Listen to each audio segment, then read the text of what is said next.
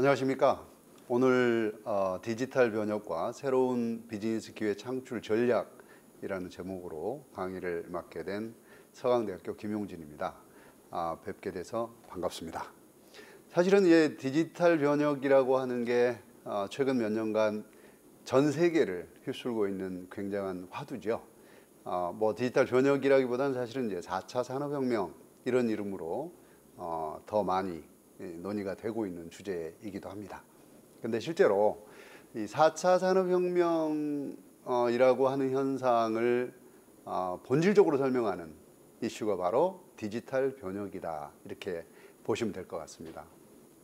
특히 이 디지털 변혁은 우리 사회, 경제, 문화 전체에 굉장히 다양한 변화를 가져오고 있습니다.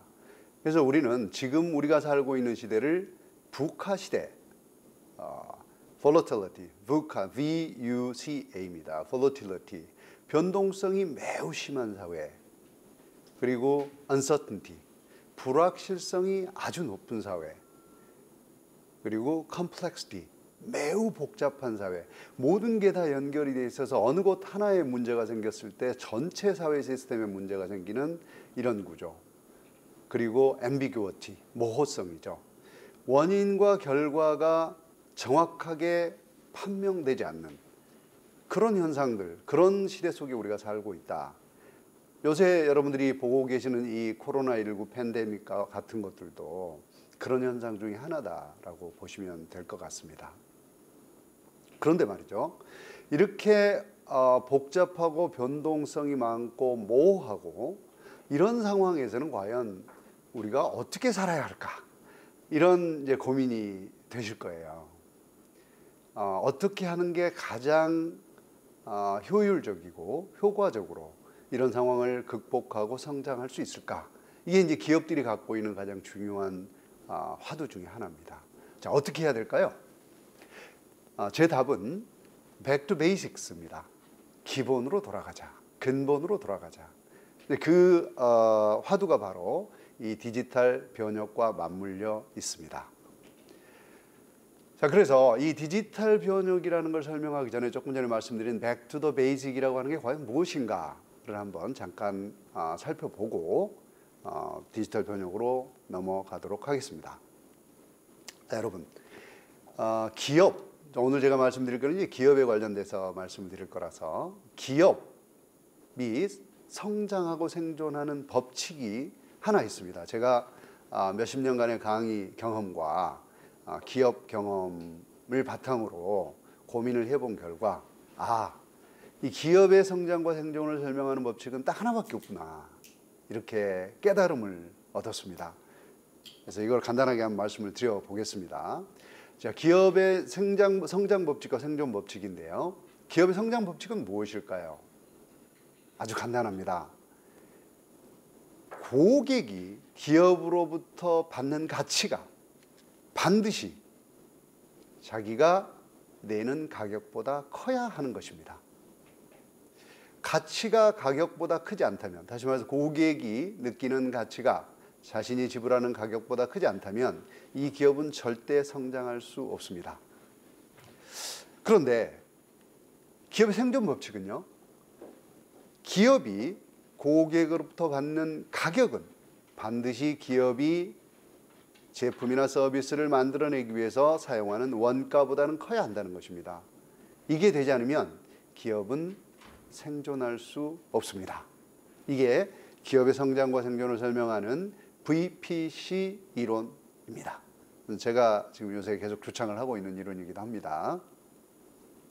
자, 그런데 이러한 이 기업의 성장 법칙과 생존 법칙 하에서 전통 산업은 어떻게 해왔는가라고 하는 문제를 한번 살펴보면 이렇게 되는 거죠. 보통의 기업들은 가치를 높이고 싶어 합니다. 기본이겠죠. 왜냐하면 성장을 해야 되니까요. 그런데 문제는 이러한 가치를 높이려고 하면 원가가 높아진다는 거죠. 이게 무슨 말일까요? 자, 가치는, 여러분, 가치는 어떻게 하면 나오는 걸까요? 가치는 기업이 고객이 가진 문제를 해결할 때 나오는 것입니다. 그러면 기업이 고객이 가진 문제를 해결을 한다. 개별적인 문제죠. 개별적인 문제를 해결한다. 그렇게 하려면 어떻게 해야 될까요? 개인화를 해야 하는 거죠. 개인화를 하려면 돈이 무지막지하게 들어갑니다.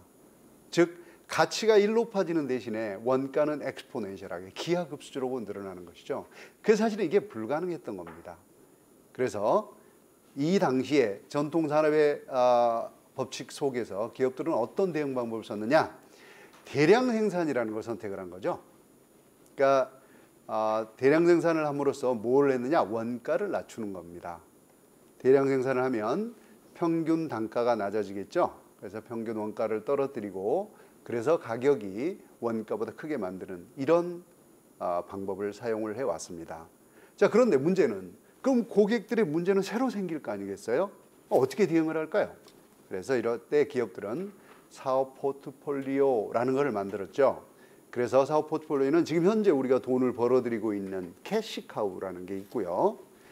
이 캐시카우에서 돈을 벌어서 새로운 사업인 스타라고 하는 포트폴리오에 돈을 집어넣는 이런 구조를 만들어 왔습니다. 이게 가장 합리적인 대응 방식이었겠죠. 자, 그런데 디지털 트랜스포메이션 시대로 넘어왔습니다. 아까 말씀드린 북화 시대입니다. 그러면 여기서는 어떻게 할까요? 기업의 성장과 생존을 나타내는 법칙이 달라질까요? 법칙이기 때문에 달라지지 않겠죠. 마찬가지입니다. 기업의 성장 법칙은 반드시 고객이 기업으로부터 받는 가치는 자신이 지불하는 가격보다 커야 한다는 것이고, 생존 법칙은 기업이 고객으로 받는 가격이 반드시 원가보다 커야 한다는 겁니다. 이건 변하지 않습니다. 자, 그런데 여기는 이 디지털 트랜스포메이션 시대의 원칙은 조금 달라졌죠. 다시 말해서 가치를 높인다. 즉 개인화된 솔루션을 제공한다. 그런데 원가를 낮출 수 있다. 이렇게 되는 거죠. 가능할까요? 네. 이게 가능하기 때문에 우리는 디지털 트랜스포메이션이다라고 얘기를 하고 있는 거고요. 자, 그래서 기업들은 개인화된, 기본적으로 이제 지금은 매스 커스터마이제이션, 대량 맞춤화 생산으로 가다가 점점 개인화 생산으로 가고 있는 중입니다. 자, 이때 포트폴리오는 무엇이 될까요? 기본적으로 포트폴리오는 존재하지 않습니다. 개별 기업이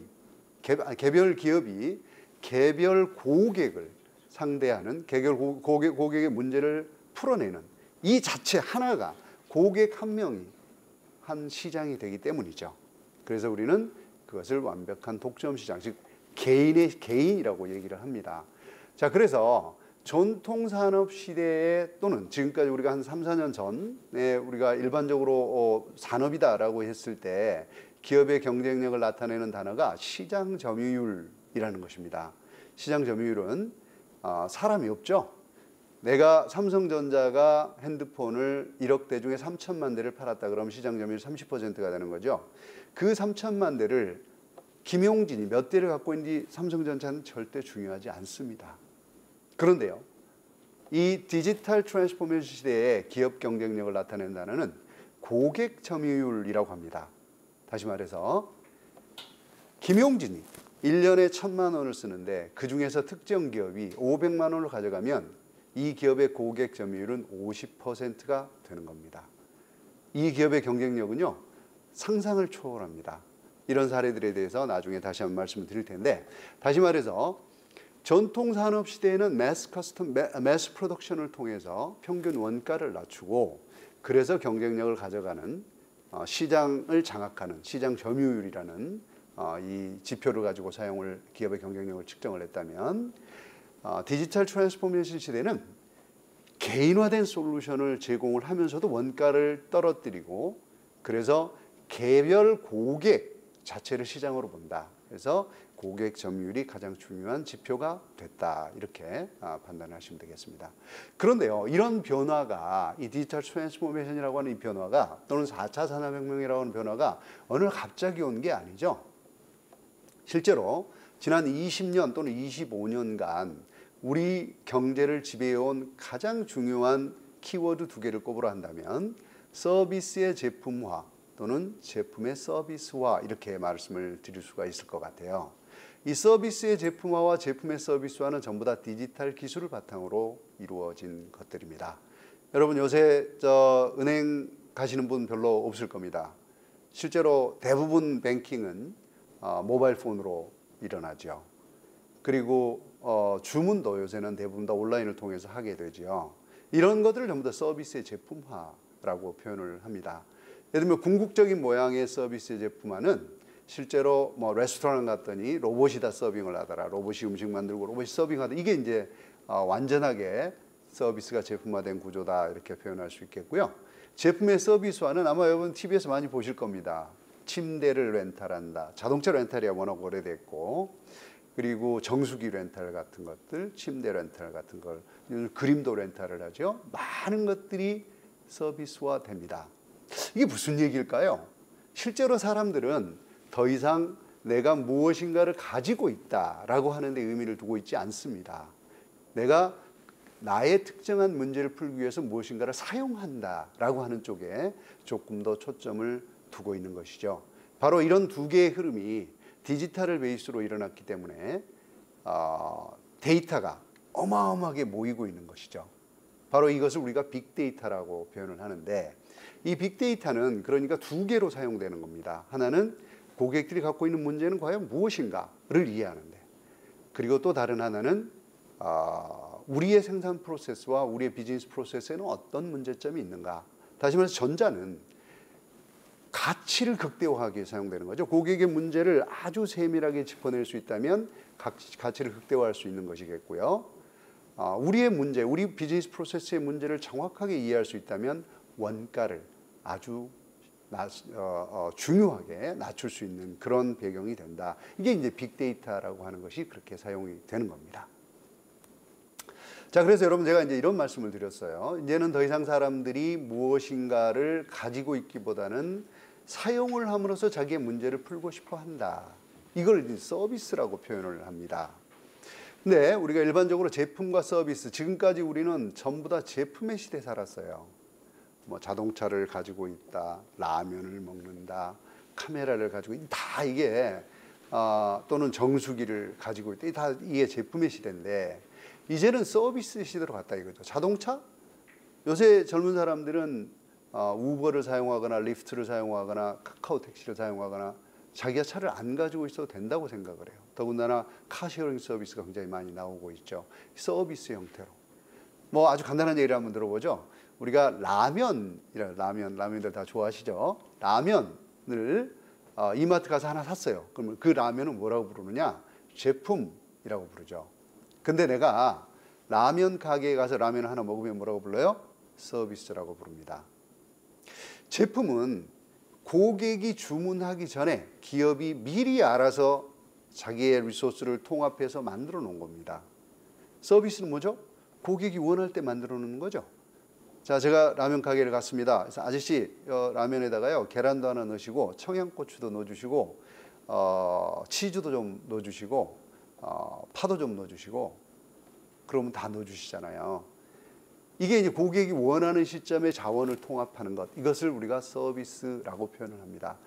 고객의 문제를 가장 정확하게 풀어내는 방식은 뭐냐? 서비스인 거죠.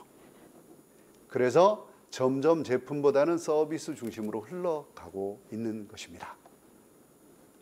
자, 그런데 이렇게 서비스, 다시 말해서 고객이 원하는 문제를 고객이 원하는 형태로 풀어주기 위해서는 크게 두 가지가 필요합니다. 하나는 커넥티비티와 하나는 인텔리전스, 즉 연결성과 지능성, 이 두 가지가 필요한 것이죠. 연결성은 기본적으로 뭔가 연결이 돼 있어야 내가 어떤 상황에서건 고객을 위해서 무엇인가를 할 수 있다는 거죠.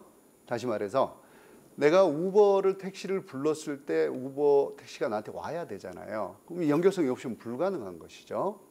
자, 그러면 이것을 우리는 커넥티비티라고 합니다. 기본적으로 온라인과 오프라인이 총합이 되어 있고 온라인에서 오프라인을 컨트롤할 수 있다라고 하는 것을 우리가 커넥티비티라고, 하이퍼 커넥티비티라고 정의를 할 수 있겠고, 인텔리전스는 자, 내가 지금 상황을 분석합니다. 지금 택시를 부르려면 가격을 5,000원을 줘야 되는지 10,000원을 줘야 되는지, 어떤 택시를 내가 선호하는지를 알아야 나한테 맞는 택시를 보내줄 거 아니겠습니까? 이게 우리가 인텔리전스다 이렇게 표현을 하는 것이죠. 자, 이런 두 개가 묶어져 있는 것, 이것을 우리는 merged reality, 즉 혼합 현실 또는 결합 현실이라고 표현을 합니다. 이게 지금 일반적으로 우리 사회가 변화해 가고 있는 사회적 모습이다. 이 사회는 기본적으로 디지털로 되어 있고 분산화되어 있고 특히 분권화되어 있다라고 하는 표현이 굉장히 중요한 의미를 가지게 됩니다. 자, 그래서 복잡하죠, 내용이. 그러면 기존에 우리가 디지털 컴퓨터를 사용을 해서 뭐 MIS도 하고 정보화도 하고 자동화도 다 했는데 이거 뭐가 다른 거야 도대체? 디지털 트랜스포메이션, 디지털 변혁이라는 것과 기존에 우리가 했던 건 뭐가 다른 거야? 이런 의문이 있을 수 있습니다. 그래서 제가 간단하게 이렇게 정리를 해봤습니다. 크게 이제 통제의 범위와 통제 수단이라는 틀을 가지고 우리 디지털의 변화를 한번 분류를 해봤는데, 통제 수단은 온라인과 오프라인이고 통제의 범위는 정보 또는 가상 세계냐 아니면 프로세스나 기계처럼 물리적 세계냐 이거를 갖고 하는 겁니다. 그래서 기존의 정보화라고 하는 것은 우리가 갖고 있는 정보를 오프라인에서 디지털화하는 걸 얘기를 합니다. 그리고 오프라인에 있는 기계를 자동적으로 작동을 하도록 만들어주는 것을 우리는 자동화라고 불렀죠. 그러다가 정보가 온라인으로 올라가고 공유되기 시작합니다. 자, 요새 여러분 쇼핑 채널 가시거나 쇼핑 사이트를 가시거나 뭐 온라인 북스토어를 가시거나 그러면 주문하려고 그럴 때 우리 서점에 있는 책은 지금 몇 권 있습니다를 알 수 있잖아요. 이런 정보들이 공유되는 것, 이것을 우리는 디지털화라고 표현을 했습니다. 자, 그럼 이제는 어디까지 왔느냐? 이 온라인을 통해서 오프라인을 컨트롤하는 상황까지 와 있는 거죠. 온라인과 오프라인이 결합이 되어 있고 온라인을 통해서 오프라인을 컨트롤하는 구조, 이것을 우리는 디지털 변혁이다. 물론 그렇게 되려면 오프라인에 있는 저 프로세스나 기계가 전부 다 표준화되어 있고 모듈화되어 있고 디지털화되어 있어야지 가능한 거겠죠. 그래서 모든 것들이 디지털이라는 형태로 변화가 돼 가는 것, 이것을 우리는 디지털 변혁이라고 표현을 합니다. 자, 그럼 기업들은 지금까지 어떻게 변화해 왔을까요? 맨 처음 여러분 아마 넷플릭스라는 회사를 잘 아실 텐데 요새 코로나 팬데믹 때문에 이 넷플릭스가 계속 상한가를 치고 있습니다. 집에서 영화나 드라마 같은 거를 많이 보시기 때문이죠. 여러분, 넷플릭스가 1998년에 처음 사업을 시작을 할 때 가장 중요했던 요인이 뭐였냐면 두꺼운 카세트 테이프가 아니고 가벼운 CD로 제품이 변화했었다라고 하는 겁니다. 이것 때문에 사실은 넷플릭스가 비즈니스가 가능했던 거죠. 두꺼운 카세트 테이프를 온라인에만 존재하는 기업이 배송해 주려면 배송료가 너무 많이 들기 때문에 매우 힘들었을 겁니다. 하지만 우표 2장으로 보낼 수 있는 CD라면 충분히 비즈니스가 가능했던 거죠. 바로 이런 것들이 제품의 디지털화다. 근데 요새 여러분 이제 보시면 냉장고가 됐건 TV가 됐건 자동차가 됐건 다 컴퓨터화, 디지털화되고 있죠. 특히 전기 자동차, 그냥 배터리 전기 자동차일 수도 있고 수소 연료 전지 자동차일 수도 있겠지만 전기 자동차는요 기본적으로 컴퓨터입니다. 다 디지털이죠. 엔진이 없으니까요. 그래서 기본적으로 제품이 다 디지털화되고 있다. 그리고 서비스도 디지털화되고 있죠. 요새 여러분 가장 많이 사용되는 서비스가 클라우드 서비스일 겁니다. 지금은 내가 굳이 소프트웨어를 만들지 않아도 소프트웨어를 갖다가 사용할 수 있죠. 내가 하고 싶어하는 모든 펑션이 다 소프트웨어로 존재합니다. 이것들을 우리는 서비스의 디지털화. 아까 말씀대로 궁극적인 모습이 레스토랑에서 음식도 로봇이 하고 배달도 로봇이 하고 이런 구조가 만들어지는 것. 여기까지 가겠지만 기본적으로 지금까지 이제 서비스도 디지털화되고 하고 있다. 그런데 여러분 넷플릭스가 과거에는 이 CD를 배송해주는 비즈니스를 했다면 지금 어떡하죠? 클릭만 하면 스트리밍 서비스로 볼 수가 있죠. 이것을 우리는 전달 프로세스의 디지털화라고 표현을 합니다. 그리고 요새 소프트웨어도 다 저렇게 하잖아요. 거기다 심지어는 아마존 같은 회사들은 배송 서비스를 드론으로 합니다. 또는 로봇을 통해서 배송 서비스를 하죠. 이렇게 전달 프로세스 자체가 디지털화 돼가고 있습니다. 그리고 가장 중요한 흐름 중에 하나가 스마트 팩토리, 뭐 스마트 스토어 이런 이름으로 붙여졌듯이 생산과 운영 시스템이 급격하게 디지털화되어 가고 있다. 이건 아까 제가 말씀드린 가치, 가격, 원가라고 하는 이것을 우리는 이제 value cost 딜레마 또는 가격 원가 딜레마라고 하는데 이 딜레마를 풀기 위한 가장 핵심적인 요인이 생산 운영 시스템의 디지털화입니다. 그래서 뭐 금융 영역은 다를까요? 그렇지 않죠. 아까 말씀드린 대로 요새 은행 브랜치보다는 사람들이 ATM을 더 많이 사용하고 온라인을 더 많이 사용하고 심지어는 요새는 모바일이 온라인보다 더 많아졌다. 이게 전부 다 서비스의 디지털화라는 흐름이고 은행이라든지 금융기관 자체가 컴퓨터만 있어요. 영화도 뭐 예컨대 넷플릭스 같은 경우 고객들 니즈를 다 분석을 해서 어떤 감독이 이 디렉터를 하는 어떤 감독이 감독을 하는 영화가 가장 많이 보여지는지 어떤 배우가 하는 게 가장 좋은지를 다 분석을 한 다음에 가장 중요한 플롯들을 분석을 하고 그걸 디지털로 만들어내는 것이죠. 이게 생산 운영 시스템의 디지털화입니다. 자, 여기다 이제 마지막으로 이제 하나 가고 있는 게 있는데 거래 디지털화라고 하는 겁니다. 이 거래 디지털화는 지금 블록체인이 나오면서 급격하게 진행이 되고 있죠. 자, 이제 뭐 이 블록체인을 사용한 스마트 컨트랙트인데 예컨대 내가 웹사이트를 주문을 했다. 그런데 만들어주는 사람이 셀러가 저기는 전부 다 어카운트밖에 없습니다. 이런 지갑에 어카운트만 갖고 있는데 거기서 서로 계약을 했어요. 스마트 컨트랙트를. 그래서 저 웹사이트 디벨로퍼가 웹사이트 어드민, 즉 주인임을 알려주는 어카운트를 바이어에게 보내주면 그날부로 돈이 들어가는 거죠.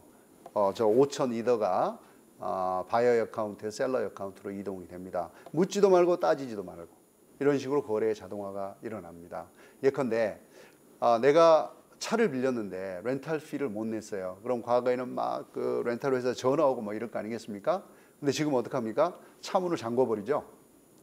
또는 자동차가 시동이 안 걸리게 만들어 버립니다. 왜? 컴퓨터니까 가능하죠. 조금 이따 이런 사례를 한 번 더 들어드리도록 하겠습니다. 자, 우리는 이것을 온디맨드 시스템이라고 합니다. 즉 고객이 원하는 시점에 원하는 장소에서 원하는 형태로 무엇인가를 제공해 줘야 된다. 이것을 우리가 온디맨드라고 하는데 무엇을 제공한다는 게 뭐죠? 고객의 문제를 푸는 겁니다. 즉 온디맨드 서비스 시스템은 고객이 원하는 시점에 원하는 장소에서 원하는 형태로 고객이 가진 문제를 풀어내는 겁니다. 그렇게 하기 위해서는 뒤에 백단에 온디맨드 워크 시스템이 존재를 해야 하는 것이죠.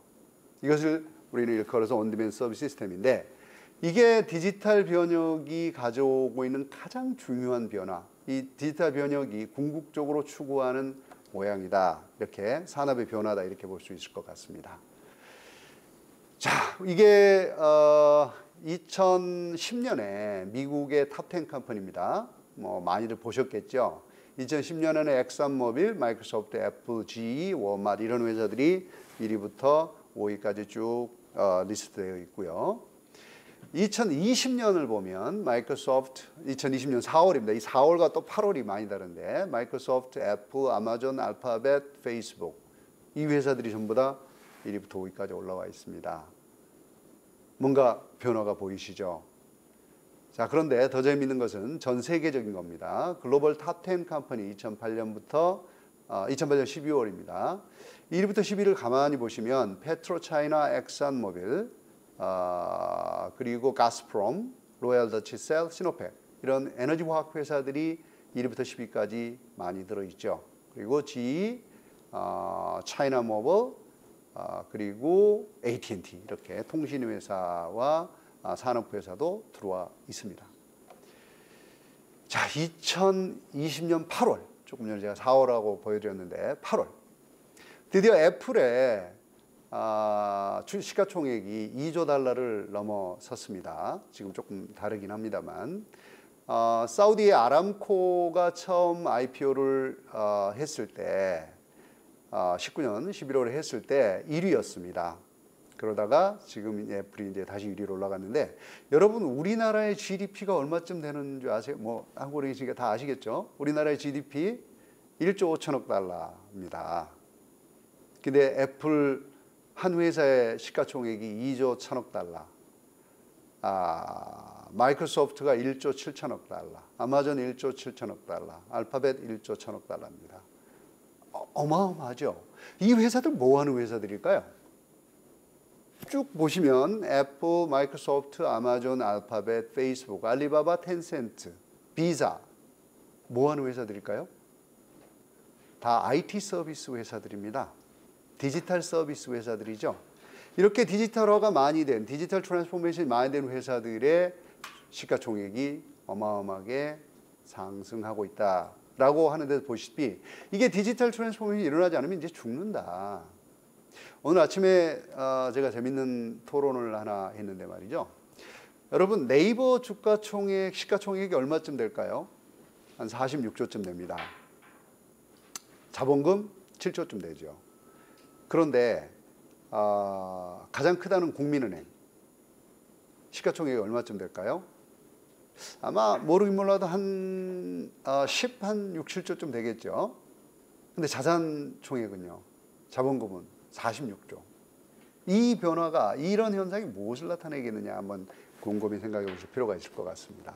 자, 이러한 디지털 트랜스포메이션이라고 하는 게 말씀드린 대로 기본적으로 고객의 문제를 온디맨드 형태로 풀어내기 위해서 하는 건데, 바로 이런 그 변화를 추동하고 있는 기술들이 디지털 변혁 기술이라고 합니다. 이것을 우리는 ICBM, ICBM 다 아시죠? Intercontinental Ballistic Missile인데 이제 그거 말고 ICBM이라고 약어로 이제 쓰고요. 그다음에 거기다가 A, 맨 앞에 A를 붙이고 맨 뒤에 M을 붙여서 AICBM M 이렇게 표현을 합니다. 그래서 맨 앞에 A는 Artificial Intelligence, 그죠? 인공지능. I는 Internet of Things, 모든 것을 연결하는, 사물과 사물이 커뮤니케이션하게 만들어주는 Internet of Things. 그리고 B는 빅데이터, 오늘 인공지능하고 같이 물려가는 겁니다. 빅데이터. 그리고 C는 클라우드 컴퓨팅. 이제는 내가 컴퓨터를 가지고 있지 않아도, 컴퓨팅 퍼실리티를 가지고 있지 않아도 컴퓨팅이라고 하는 것을 할 수 있다. 이 클라우드 컴퓨팅이죠. M은 모바일이죠. 모바일은 참 어마어마한 변화를 가지고 있습니다. 여러분이 스마트폰을 보시다시피 과거에는 모바일은요 대부분 오프라인이었어요. 왜냐하면 내가 움직여야 되니까 온라인으로 할 수가 없잖아요. 그런데 이 모바일이 연결됐다는 거죠. 이게 이제 위치, 로케이션 베이스, 위치 기반의 모든 서비스를 가능하게 하고 좀 더 컨텍스트를 이해하고 고객에게 맞는 서비스를 해줄 수 있도록 만들어주는 그런 역할을 하고 있습니다. 그리고 마지막 M은 소재입니다. 소재. 우리가 작년부터 지금 소재 산업의 중요성에 대해서 계속 얘기를 하고 있습니다만, 저는 늘 이렇게 얘기합니다. 특히 이 디지털 트랜스포메이션 시대, 4차 산업혁명 시대는 소재를 잡는 기업이 글로벌 경쟁력 1등이 될 것이다. 이렇게 얘기를 하고 있습니다. 그래서 이 소재 굉장히 중요합니다. 요약을 해보면 AICBMM이죠. 그냥 이게 디지털 변혁의 핵심 기술이다. 몇 가지 이제 중요한 구체적인 예들을 한번 들어보면, 이제는 프린팅에서도 3D 프린팅에서도 플라스틱만 갖고 하는 게 아니라 금속 프린팅을 할 수 있는 게 나와 있습니다. 금속으로 그냥 프린팅을 해요. 배아, 인공 배아를 만들어요. 어떻게 해요? 성체, 우리 성체 세포에서 스템셀을 뽑아갖고 인공 자궁에 넣어서 배아를 만듭니다. 배아가 뭐죠? 사람의 씨앗이잖아요. 저기서부터 분열해서 사람이 되는 거잖아요. 내 세포에서 스템셀을 뽑아서, 줄기세포를 뽑아서 저 배아를 만든 겁니다. 센싱 도시는 워낙 많이 하시는 스마트 시티라는 거고, 이제는 AI도 클라우드로 나왔다. 이게 굉장히 중요한 변화 중에 하나입니다. 과거에는 데이터가 없으면 AI를 할 수가 없잖아요. 근데 아마존이 됐건 구글이 됐건 마이크로소프트가 됐건 이 클라우드 서비스를 이제 AI를 클라우드 서비스로 내보내기 시작했다. 그렇다면 앞으로 데이터를 통한 분석 능력은 기하급수적으로 발전할 것이라는 걸 금방 알 수가 있을 겁니다. 그리고 또 다른 재밌는 변화는 쌍대 뉴럴 네트워크이라는 겁니다. 듀얼링이라는 건데, 듀얼링 뉴럴 네트워크인데, 원래 뉴럴 네트워크는 뭡니까? 패턴을 인식하는 겁니다. 이렇게 패턴이 나오면 이건 개, 이렇게 패턴이 나오면 이건 고양, 이런 건데, 그래서 뉴럴 네트워크는 패턴을 만들어낼 수 없습니다. 그런데 하나의 뉴럴 네트워크는 이런 패턴을 만들고요. 다른 하나의 뉴럴 네트워크는 그 패턴이 참인지 거짓인지를 맞추는 이런 거를 합니다. 예, 이제 쌍대 뉴럴 네트워크이고요. 그리고 이제 바벨피쉬 이어버드 같은 것들은 동시 통역이죠. 내가 귀에다 스마트폰에 꽂고 귀에 꽂으면 꽂고 한국말을 하면 영어로 나오고 영어를 얘기를 하면 한국말로 들리고 이런 거죠. 동시 통역. 이게 어마어마하게 빠른 속도로 지금 진화하고 있다. 그리고 뭐 천연가스에서 탄소가 많이 나오는데 무탄소로 만든다든지 혹은 완벽하게 프라이버시가 보장. 그러니까 우리가 보통 보안을 하려면 내 정보를 집어넣어야 되잖아요. 근데 내 정보를 집어넣지 않고도 보안이 가능한 JK 스낙이라고 하는 기술이 나왔다. 제가 이제 제일 재밌어 하는 건 사실 유전자 기반 운세인데 이거 요새 많이 나오고 있습니다. DNA 검사하면 앞으로 DNA 검사와 환경, 이제 빅데이터가 쌓이기 시작합니다. 환경을 조사하면 이 사람이 앞으로 어떤 질병에 걸릴지 몇 년 후에 어떤 질병에 걸릴지를 알 수 있다는 거예요. 이게 지금 많이 나오고 있는 거죠. 그 마지막으로 가장 중요한 거, 퀀텀 컴퓨팅인데요. 퀀텀 컴퓨팅이 되면 이제 사실 우리가 디지털이라고 하는 거는 0과 1로 표현하는데 이 0과 1 사이의 그레이 에어리아는 표현이 안 되죠. 이게 정보가 미싱이 일어납니다. 근데 이 0과 1을 표현할 방법이 없을까? 컴퓨팅 방법으로 이게 나온 게 퀀텀 컴퓨팅이죠. 그러면 자연과 가장 유사한 형태의 컴퓨팅이 아날로그와 가장 유사한 형태의 컴퓨팅이 이 퀀텀 컴퓨팅이 될 텐데 이렇게 되면 약제, 부작용이 없는 약제 그리고 가장 효율적으로 배터리를 사용할 수 있도록 하는 전해질 그다음에 연료형 복합 소재 이런 것들이 자연 상태에서 디자인이 가능하다는 겁니다. 분자 레벨까지 디자인이 다 가능해진다는 겁니다. 이게 퀀텀 컴퓨팅. 바로 이게 이제 아까 말씀드린 소재 영역입니다. 자, 이렇게 되다 보니까 이제 산업 생태계가 변화하기 시작합니다. 과거에는요, 우리가 대기업이 있고 이 대기업은 주로 이제 부품을 사서 조립하는 데죠. 그리고 그 모듈을 만드는 중견기업들이 존재하고 부품을 만드는 중소기업이 존재하고 이게 굉장히 수직적 구조, 노동과 자본을 보유한 대기업 중심의 수직적 계열화가 일어나고 있었다면 이제는 그렇게 되면 안 된다는 거예요. 그렇게 할 수가 없다는 거죠.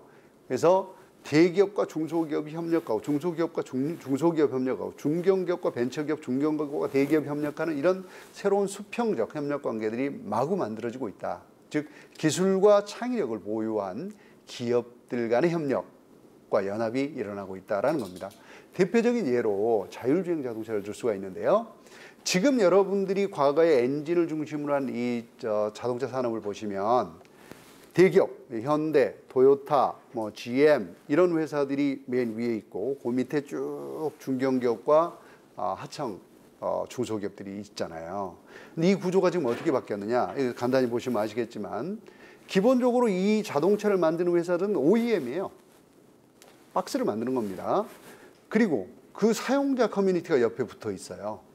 사실은 여기서 디자인도 하고 컨트롤하는 거죠. 자, 그 다음에 이게 전부 다 아까 말씀드린 컴퓨터이기 때문에 스택을 만드는 회사들, 우리가 이제 컴퓨터도 기본적으로 CPU라든지 이런 것들 만들면 기판이라고 하는 거 만들잖아요. 그런 거 만드는 회사라고 보시면 되겠고, 그런 스택을 만드는 회사들이 있고, 그 밑에 원천 기술을 가지고 세부적인 프로세스를 프로그램하는 이런 회사들이 쭉 나열이 됩니다. 그리고 그런 프로그램 하기 위한 툴을 만드는 회사들이 밑에 있죠. 그러니까 이 회사들 전체가 굉장히 수평적인 관계를 가지고 협력을 하고 있다. 이렇게 보시면 될 것 같습니다. 그리고 에너지 요새 이제 우리가 정부에서 에너지 쪽으로 수소 에너지 사회 수소 사회 이쪽으로 드라이브를 많이 하고 있죠. 일본이 갑자기 이제 경계를 하고 있지만 저는 사실 앞으로 에너지는 이 수소로 기본적으로 간다고 봅니다. 그러면 이제 이 수소를 중심으로 해서 새로운 완전히 이 수소 활용 영역을 보면 수소차, 수소택시, 버스, 선박, 열차, 드론 그리고 거기에 가정용과 건물용의 에너지, 발전용, 가스터빈 이 전부 다가 수소로 돌아가게 될 거다. 그러면 앞단에 있는 변화들이 그걸 만들어내기 위한 어마어마한 새로운 산업들이 많이 만들어지게 될 거다. 이렇게 볼 수가 있을 것 같습니다. 이거는 간단하게 이제 기술적인 분류를 한번 해본 건데 한국이 사실은 수소 사회를 얘기를 하고 있지만 우리가 주로 갖고 있는 것은 수소 자동차 기술과 연료 전지 기술입니다. 나머지 기술들은 우리 굉장히 취약합니다. 그래서 빨리 이런 쪽들을 커버를 해야 되는데 이게 지금 왜 그럼 디지털 트랜스포메이션하고 무슨 관계가 있느냐? 결국 아까 말씀드린 대로 수소차 하나 생각해 보시면 전기 배터리로 갈 것이냐 수소 연료 전지로 갈 것이냐 어떤 게 더 효율적이냐 결국은 수소로 간다. 그러면 에너지원은 디지털 트랜스포메이션이라고 하는 것이 갖고 있는 근본적인 변화의 모양은 디센트럴라이제이션이라고 그랬잖아요. 분권화. 그러면 지금처럼 거대한 발전소가 있는 게 아니고 자동차 하나가 발전소가 되는 거예요. 내가 어디 움직일 때 캠핑을 갔어요. 지금 우리는 뭘 해야 되느냐면 전기를 쓰기 위해서는 전기선을 끌어다 놔야 돼요. 근데 수소자동차가 있으면 그럴 이유가 없다는 거죠. 거기에 그거 갖고 컴퓨터도 연결하고 다 사용할 수 있다. 에너지 분권화가 일어난다. 이게 지금 근본적으로 우리가 생각하는 특히 이제 뭐 드론이나 혹은 날아다니는 자동차나 이런 것들이 대부분 다 앞으로 수소를 써서 가게 될 거다 이렇게 보면 되겠고요.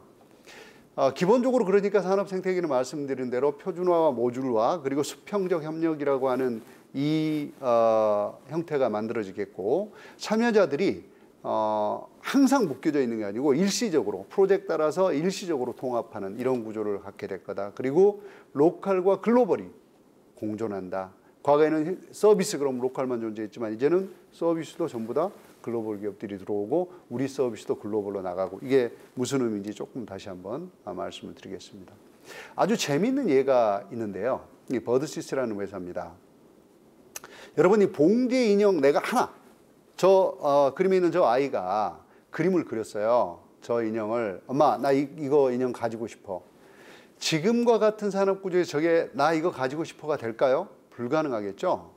저거 하나 만드는데 돈이 어마어마하게 들어가거든요. 예컨대 디자이너도 사야 돼요. 디자이너도 고용해야 되고 패턴을 만들려면 그리고 염색해야 되잖아요.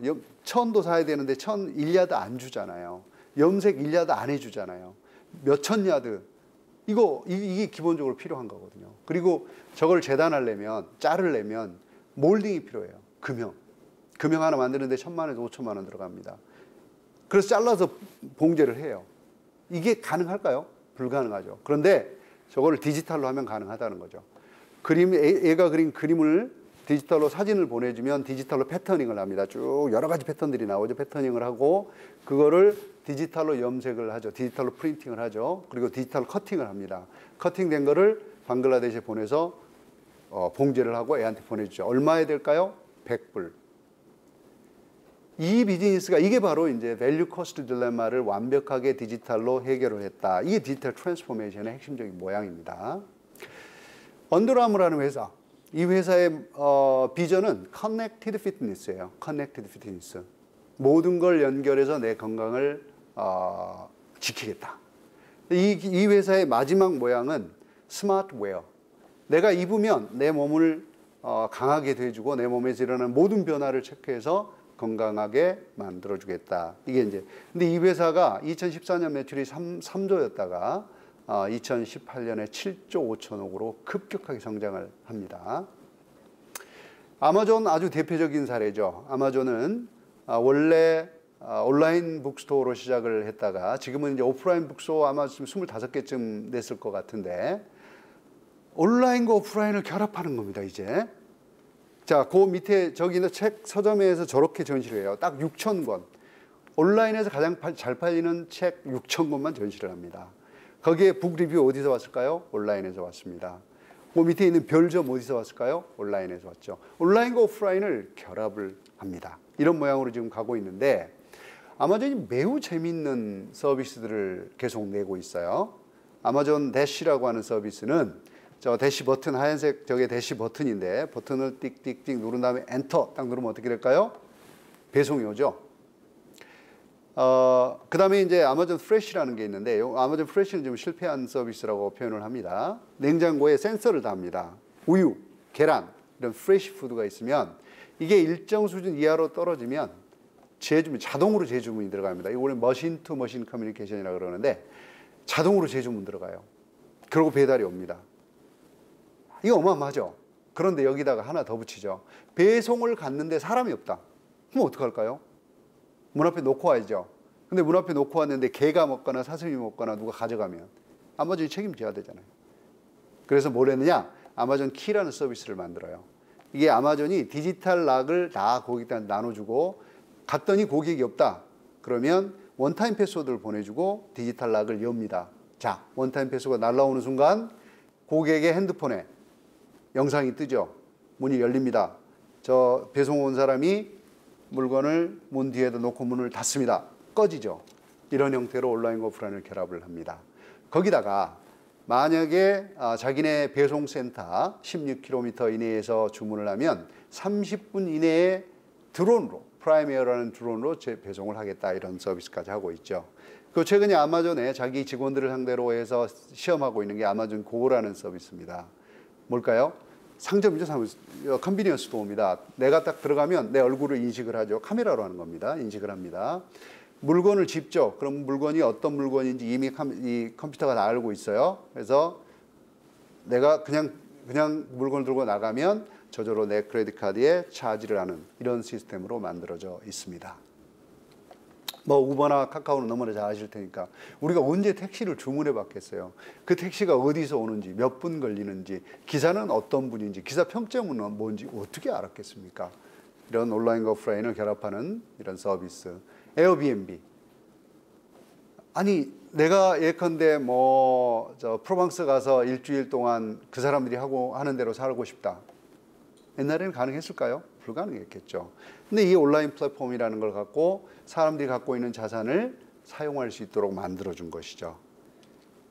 뭐 에어비앤비는 아마 34,000개 정도 프로퍼티를 갖고 있는데 자기 건 하나도 없는 이 어마어마한 회사죠. 자, 에이스칼라라는 회사가 있는데요. 이거는 이제 이 가상 스타일리스트입니다. 내가 윈도우, 그냥 회사요. 가게입니다. 가게 윈도우에 딱 섰어요. 윈도우에 딱 쓰면 이 컴퓨터가 저를 읽습니다. 쫙 읽어서 내가 지금 입고 있는 옷의 색상, 트렌드 이런 거를 고려를 해갖고 스타일을 해주는 거죠. 그래서 우리 집이 갖고 있는 제품 중에 당신한테 가장 잘 맞는 건 이겁니다. 이렇게 비전 테크놀로지와 스마트 인공지능을 써갖고 이런 서비스를 해주는 회사입니다. 그리고 여러분이 잘 아시는 핀테크. 뭘까요? 여러분, 우리 금융이라고 하는 게 지금까지는 뭐였을까요? 우리는 금융 서비스라고 표현합니다만 단 한 번도 서비스였던 적은 없죠. 왜요? 서비스는 뭐라고요?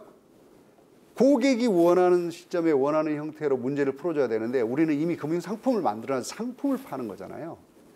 서비스가 아니죠. 상품을 파는 거였죠. 그러니까 고객들은 야, 나 송금 수수료 안 내고 싶은데 맨날 해외 송금하면 5만 원씩 내야 돼. 금융 상품을 사야 돼. 내가 원하는 대로 바꿔주지를 않아. 그래서 이런 변화들을 가져오기 위해서 나오는 회사들이 핀텍이다. 돈을 빌리려고 그러는데 2주 기다리래요. 나 지금 당장 필요한데. 또 랜딩 클럽과 같은 이 론하는 회사들이 다 해결을 해주는 거죠. 모바일 페이먼트, 에쿼티 파이낸싱. 나 돈을 투자를 받고 싶어. 어떻게 받지? 내 주식 갖고. 뭐 이런 거죠. 또 혹은 크라우드 펀딩. 뭐 내가 어디 가서 돈이 필요한데 벤처 캐피탈 같은 게 너무 힘들어. 그래서 크라우드 펀딩에 올렸어요. 그림, 프로포절, 동영상. 그때 사람들이 막 도네이션을 해. 이런 형태로 돈을 모으고 쓰고 그리고 투자하고 이 모든 영역에서 지금 새로운 변화들이 일어나고 있다. 근데 그게 중요한 게 뭐다? 고객들이 원하는 대로. 자, 이제 공장. 그러면 공장이라는 건 어떻게 되겠느냐? 공장도 그렇게 변화하지 않으면 안 되죠. 온디맨드 서비스를 하도록 변화해야 하는 겁니다. 그러니까 스마트 팩토리라는 게 반드시 필요해지죠. 근데 사실은 많은 사람들이 이런 착각을 합니다. 우리가 스마트 팩토리로 가면 사람이 없이도 물건을 만들 수 있겠네. No, 그게 아니라는 거죠. 핵심은 뭡니까? 고객들이 원하는, 고객들의 문제를 풀 수 있는 방식으로 내가 무엇인가를 만들어야 한다가 핵심입니다. 그렇게 하려니까 어떻게 해야 돼? 공장의 셋업을 바꿔야 되는데 물리적인 공장의 셋업은 바꿀 수가 없어요. 디지털화되지 않으면. 그래서 사실은 디지털 디자인부터 시작을 합니다. 디지털 디자인. 그리고 버추얼 오퍼레이팅 룸이라고 있는데 저게 디지털 트윈이라고 하는 겁니다.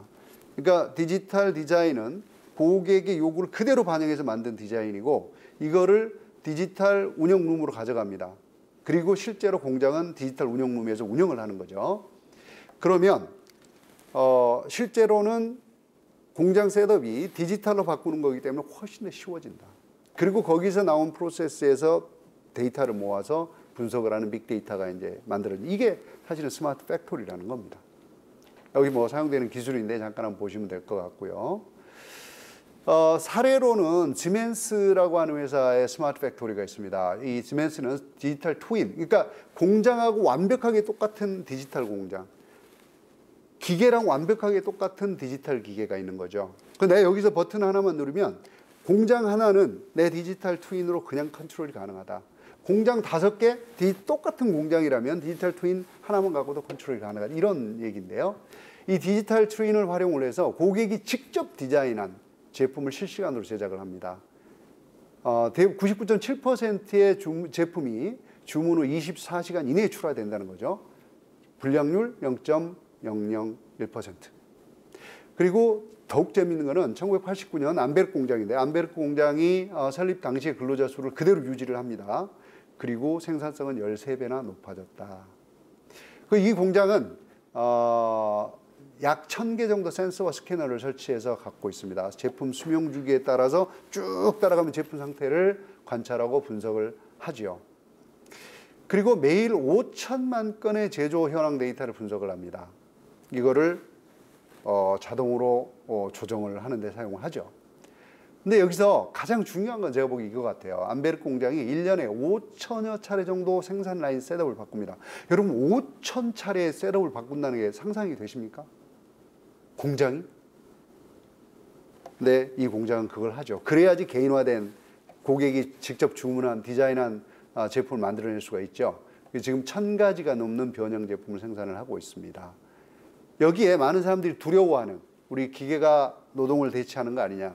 단순 노동은 대체하지만 근로자들이 좀 더 고도화된 업무를 수행할 수 있도록 하기 때문에 생산성이 높아지는 이런 구조를 가지고 있는 겁니다. 두 번째는 아디다스 스피드 팩토리인데요. 이거는 사실은 이제 뭐 아디다스에서 금년 말까지는 닫겠다라고 얘기를 했는데 안스바흐에 이제 만들었죠. 원래 중국에 있던 공장 600명을 고용하던 공장을 폐쇄하고 안스바흐로 돌아오면서 10명을 고용하는 공장을 만들었고 똑같이 50만 켤레 조경화를 만드는 공장입니다. 원래 조경화를 만드는데 1년 6개월이 걸려요. 하나를 만들어서 시장에 나올 때까지. 근데 이 공장은 10일 걸립니다. 10일. 고객이 주문한 신발을 그러니까 로봇 2개조, 6개짜리 2개조가 50만 켤레를 같이 만드는 구조입니다. 근데 굉장히 재미있는 것 중에 하나는 이 공장에서 만들어진 아디다스 퓨처 크래프트 4D라는 이 신발인데요. 얘는 기본적으로 이렇게 합니다. 3D 프린터를 써갖고 맨 가운데 있는 그림인데 3D 프린터를 써서 기본적으로 중창, 이 중창이 중요한 게 매우 복잡한 구조를 가지고 있지만 충격을 달릴 때 충격을 흡수하는 거기 때문에 매우 중요합니다. 이 중창을 우리는 단 한 번도 내 몸에 맞게 실어본 적이 없는 거죠. 그런데 여기서는 자기네들이 갖고 있는 17년 동안의 데이터와 난리지를 기반으로 해서 이걸 완벽하게 퍼스널라이즈를 하겠다. 이렇게 얘기를 합니다. 이 3D 프린터는 조금 다른 3D 프린터예요. 우리가 보통 3D 프린터는 레이어 빌트라 그래서 위에서 쏘아주는 3D 프린터가 있는데 얘는 디지털 광합성이라는 기술을 씁니다. 밑에서 빛과 산소를 쏘아주고 그것을 모델링에 따라 디자인에 따라서 저절로 이제 만들어지게 만드는 거죠. 그러니까 저 물체가 빛을 맞으면 고체로 변하고 산소를 맞으면 액체로 남아있는 특성을 이용한 것입니다. 이게 레이어 빌트, 즉 적층식 3D 프린터보다 100배가 빠릅니다.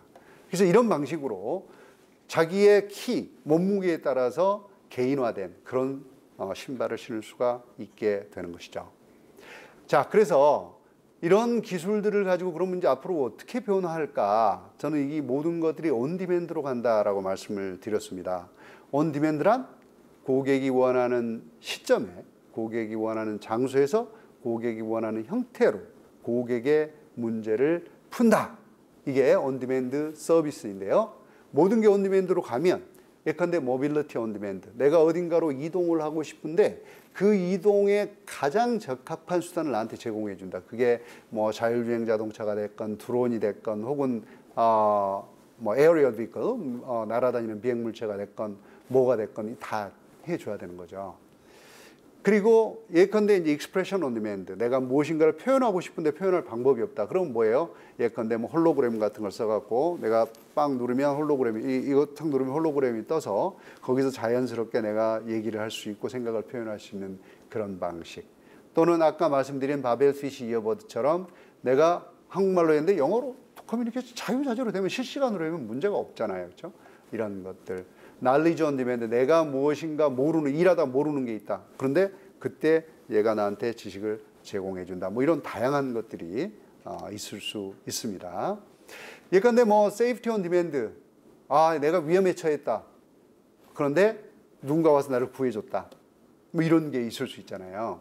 뭐 예컨대 이런 거죠. 이런 개념을 비즈니스화한 게 이런 모델이 있습니다. 내가 가까운 도심에 아주 약간 외곽에 나가면 아주 어둡잖아요.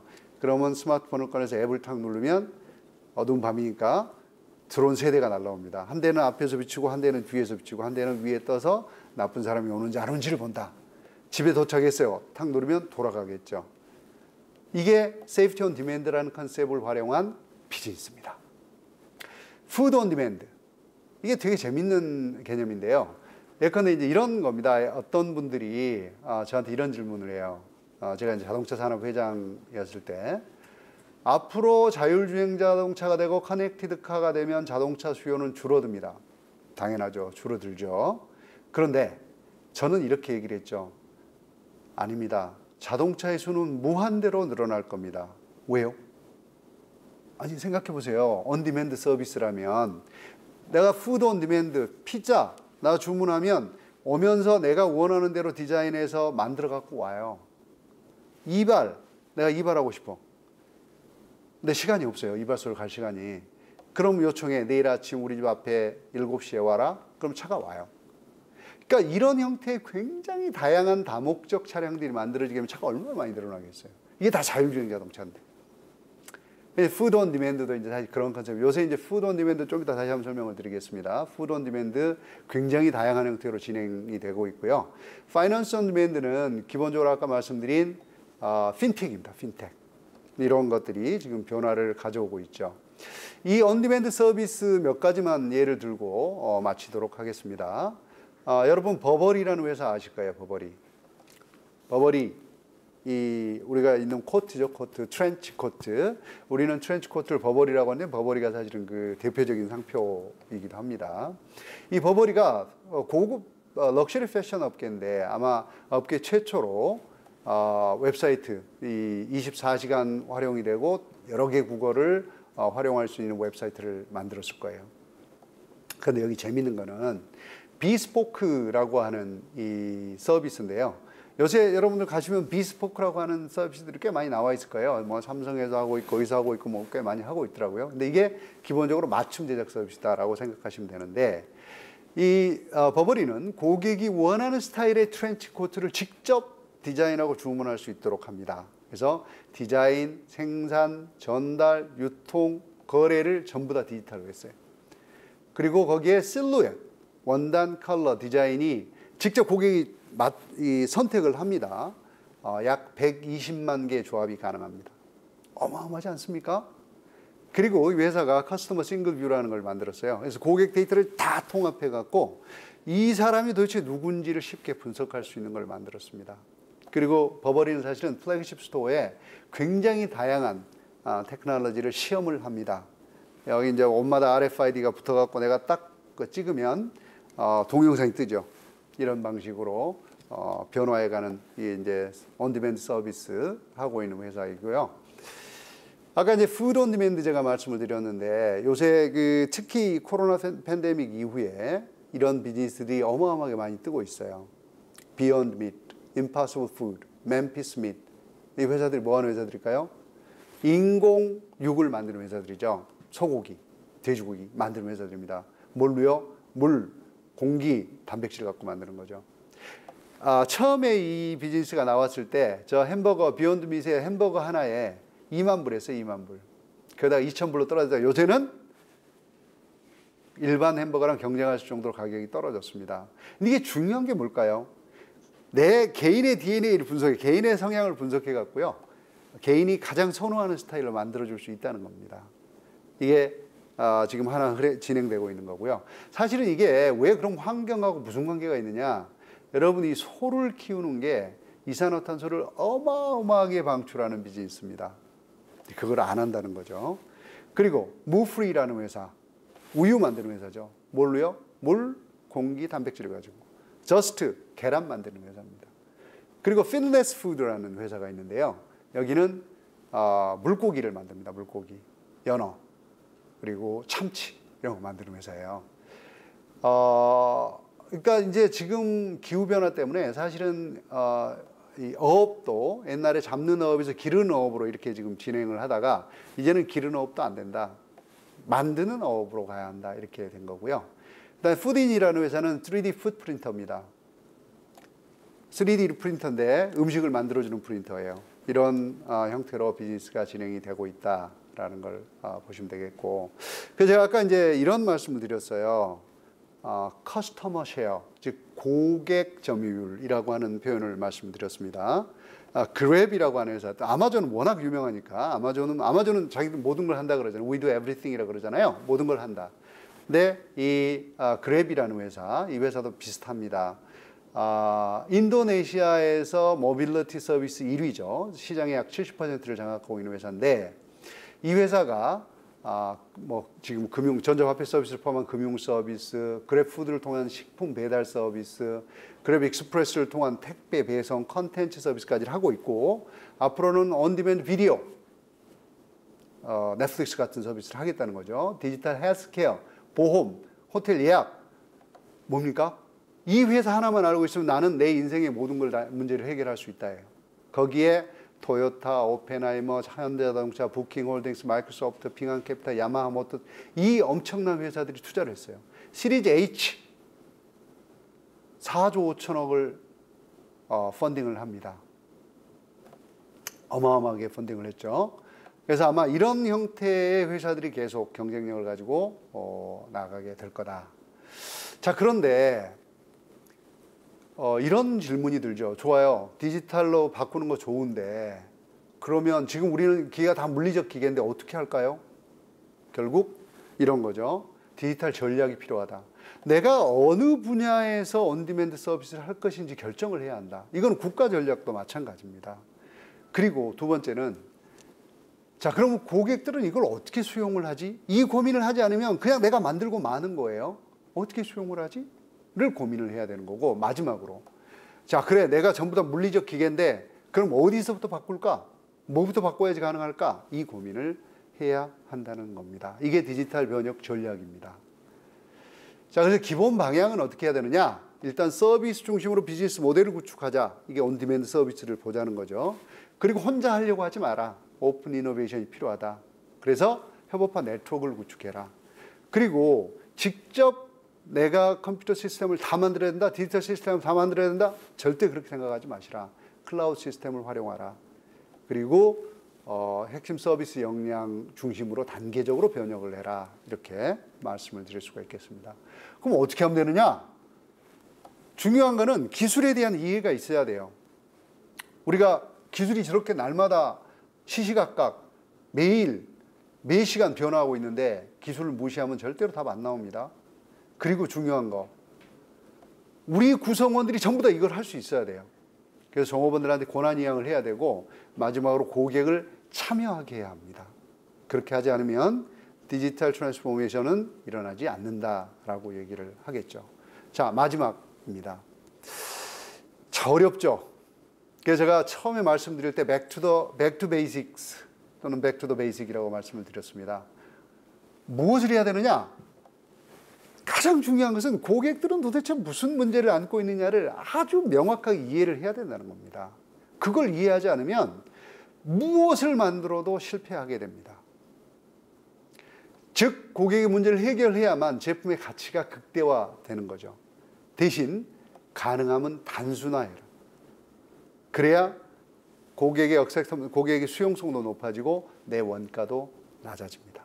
자, 이렇게 하시는 게 사실은 디지털 변혁의 핵심 전략이다라는 걸 말씀드리면서 이상 마치도록 하겠습니다. 경청해 주셔서 감사합니다.